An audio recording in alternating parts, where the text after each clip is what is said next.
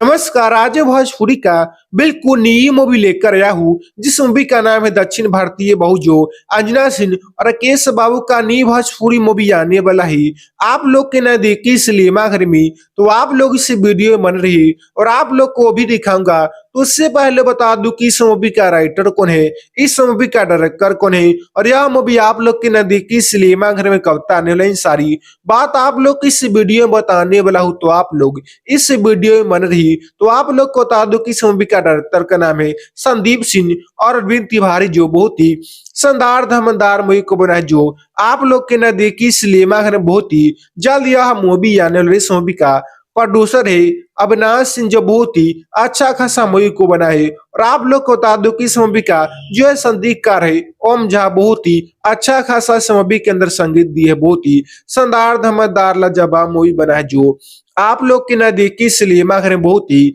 जल्द यह मूवी आने वाला है। और आप लोगों ने भोजपुरी इंडस्ट्री में अंजना सिंह का कई सारे मूवी को देखे भी होंगे। बड़े घर की बेटी जो बहुत ही शानदार धमाकेदार मूवी आया था, लोग ने बहुत ही ज्यादा पसंद भी किए थे क्योंकि अंजना सिंह का जितने भी भोजपुरी इंडस्ट्री में भोजपुरी का मूवी रहता है सभी